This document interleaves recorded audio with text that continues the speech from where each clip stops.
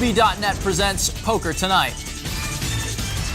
Coming up, Phil Hellmuth comes this close to winning his first WPT title at Bay 101. We debate the WSOP's new All-Star Tournament of Champions. Did they get it right this time? NAPT host and supermodel Joanna Krupa joins us in studio and goes on the clock. And Dana Workman breaks down what's hot on the internets with P2N Online. All ahead on Poker Tonight. Thank you for joining us on Poker Tonight. I'm Scott Huff. He's Joe Sebok, and right over there is the lovely Dana Workman. Hey everyone, we'll talk P2N Online later in the show, where I'll reveal why Tony G is worried about Phil Hellmuth's mental health. Before that, though, I gotta say, guys, how excited are you to have Joanna Krupa here? Yeah, this week definitely does not suck. Hey man, how was your trip to Mexico? I saw some pictures on Facebook. Did you lose your luggage or something? No. Oh, well, then why were you wearing Jack Sparrow's blouse? Love those buttons. And welcome to Poker Tonight with my co-host, Tim Gunn. Well, lots of ground to cover, so on with our weekly headlines. McLean Carr won the World Poker Tour Bay 101 Shooting Star, beating a field of 333 in a final table that included the poker brat himself, Phil Hellmuth. For his win, Carr banked over $878,000. Rounding out that final table, a big online guy, Andy Seth, banks over $500,000. Up-and-coming tournament pro, a guy we've talked about on the show before, Dan O'Brien takes home almost $300,000. And veteran tournament grinder Matt Cacoan taking down 5th place. Then, of course, Joe, a big fan favorite, coming in 4th here, taking home just over $200,000, Hassan Habib. Hassan Habib! The WPT's Jackie Williams caught up with Carr after his win, and here's what he had to say. Yesterday, you came into this 27th out of 27 in chips. You had Yeah, even 26th had me more than like double covered. But I was on life support, emergency, 10 big blinds, folding down to 7, and then got it in good, tripled up, won a few coin flips, and thanks to this great structure and Matt Savage puts on a great tournament that once you get a few chips back, you have a shot again. And luckily, I was able to play some pretty good cards and still get lucky in some spots. And heck, here I am now. Hi, Mom. Phil Hellmuth entered the final table second in chips, but was the first one out after taking a brutal bad beat. Hellmuth was all in with pocket queens pre-flop versus Andy Seth's ace-jack. And as you probably guessed, an ace spiked on the river. This caused Hellmuth to ball up in a fetal position for over a minute before he finally collected himself and exited without, thankfully, a patented blow-up. Now, Joe, Phil Hellmuth is arguably the best Hold'em tournament player of all time. But do you think at this point he kind of needs to win a WPT event to cement his legacy? Well, I definitely think it's going to help. The problem when you think of Phil is you don't think of the 11 bracelets. You don't think of the heads-up win. You think of the crying. You think of the whining. You think of the screaming and complaining. And it shouldn't be like that, because he is one of the greats in the game, and we should think about all of his accomplishments. A WPT win would go a long way towards that, but honestly, I think more than that, he just needs to play the game and stop crying about the game. Well, if Phil keeps working on his game, that WPT title might not be too much farther away. And hopefully he continues to exit tournaments with a little bit of grace so we don't have to endure any more of these. You are an idiot!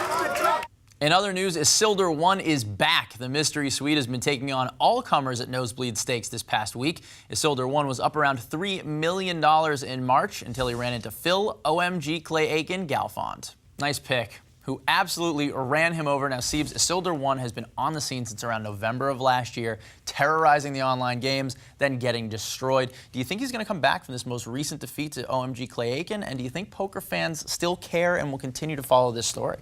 Yes. And yes, of course. He's definitely going to come back. This kid is a monster. Okay, I don't care. He comes out of Sweden, kills everybody, then he gets crushed, then he comes back. Obviously, Clay Aiken put a little hurt on him this time. But he's going to be around. I mean, this kid has a lot of skills. He's got a lot of talent. And he's not going anywhere. And are people fired up by this? Absolutely. The forums are blowing up. Everybody wants to know about it. The site's reporting on it. The rails are incredible. It's a good story, and it's going to be around. It's not going anywhere. While many think they know who Isildur 1 is, he has never officially come out and identified himself. So we recently asked a number of pros who they think the man, the myth, and the legend is. And here's what they had to say. Tiger Woods. I mean, it's obvious. I mean, Tiger got a bad beat and played against Phil Ivey, and then, decided, got really mad and crashed his car. That's pretty much what the story is. He lost his entire fortune, and that's, kind of why he's in all this trouble. I don't know. I heard it was some old man in Sweden. I think he's like a 91-year-old guy. Just, you know, he's got a lot of aggression and a lot of franks. I think it's Chris Moneymaker. What do you think? No idea. You're not Isildur? Can't comment on that, but I have no idea who it is.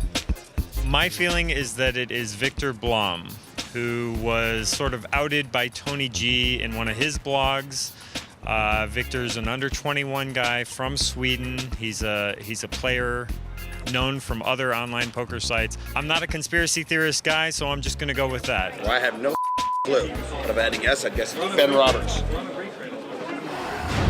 You know, Huff, I really can't wait for Isildur to come out into the public, play some big live events, some WSOP, NAPT, WPT, what have you. He's going to want that glory. You know, the money is there online, there's no question about that, but every poker player really wants that glory eventually. Well, there's the chance he'll never tell anyone who he is and still play those events. We may never know. Now, we'll be able to figure it out. There's no way a kid comes out of nowhere into the live tournament scene, does well, which he's going to do when he decides to make, you know, this jump. We're going to know. All right, well, the World Series of Poker circuit event in Atlantic City wrapped with Roland Isra winning over $264,000. This was Isra's first major tournament victory. And Joe, when the World Series of Poker circuit first came on the scene, it was a viable alternative to the World Poker Tour. Sometimes pros would play both. I mean, it was a pretty big deal, huge buy-ins, and, you know, a lot of ESPN coverage as well. We saw every tournament on TV. Now, most poker media sites, news sites, don't even cover this. Why do you think they're even bothering to play them anymore? Well, you're right about one thing. It used to be another professional poker tour. That's just not the case anymore.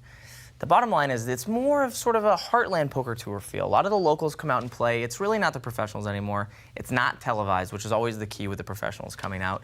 So, like I said, you know, with the Heartland Poker Tour, why don't these guys get together and form some sort of union so they're not butting heads against each other?